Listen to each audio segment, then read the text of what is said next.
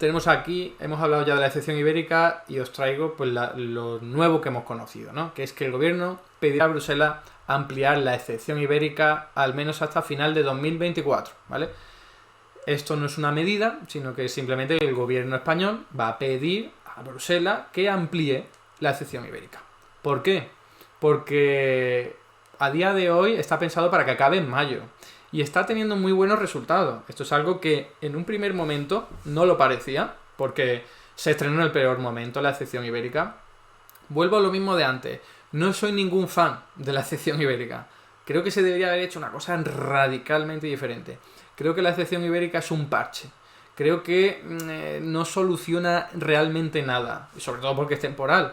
Pero en cualquier caso hay que reconocer que sí ha servido para tener un ahorro energético en el precio de la luz.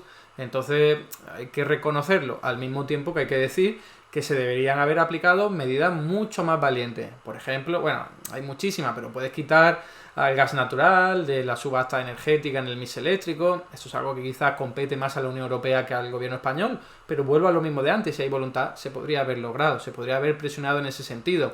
Voy a ponerlo de otra forma. Imaginaos que el gobierno estatal se vuelve topunki y lo que hace es sacar la subasta y regularla a su forma. ¿Qué va a hacer Bruselas? ¿Va a traer a sus ejércitos para impedirlo? ¿Va a sancionarlo? No. Eso lo que hace es una lucha política, ¿vale? Es ampliar los márgenes del debate político para que al final la Unión Europea se tenga que posicionar en uno o en dos. Así se hace política, así se va poniendo encima de la agenda mediática los elementos y las batallas culturales o económicas que te interesan. Pero bueno, volviendo a lo que decía, la excepción ibérica, con sus más y sus menos, que es un maldito parche que no sirve para nada, que está muy mal pensado, se ha dado una publicidad tremendamente mala, hay que reconocer que ha funcionado algo, ¿vale? ¿Cuánto? Aquí tenéis un gráfico, vuelvo a traer algo del diario.es, ahí tenéis también la fuente y si lo queréis acudir es fácil encontrarlo, ¿vale? Pero veis la comparativa de precios desde la aprobación de la excepción ibérica en España con respecto a otros países relativamente similares en tamaño al nuestro. Y como podéis ver, la línea roja ha estado sistemáticamente, no siempre, pero sistemáticamente por debajo del resto.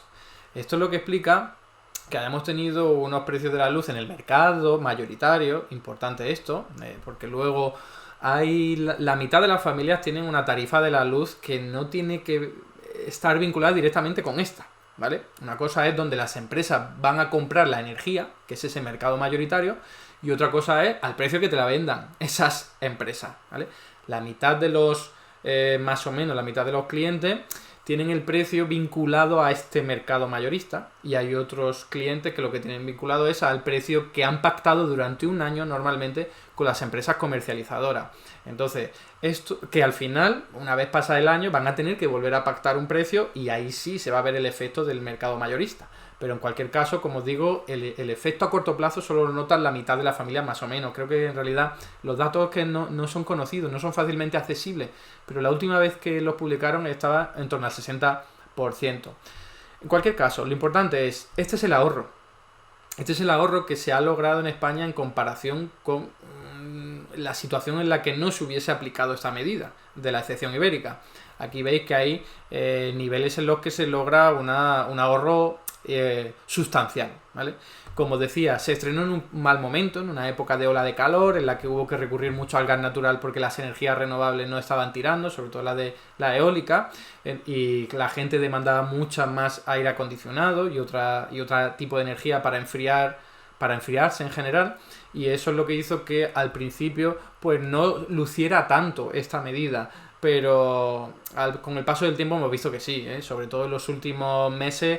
Si en los grandes medios de comunicación no habéis visto que se habla del precio de la energía, es porque está mucho más barato en España que en el resto de países, ¿no?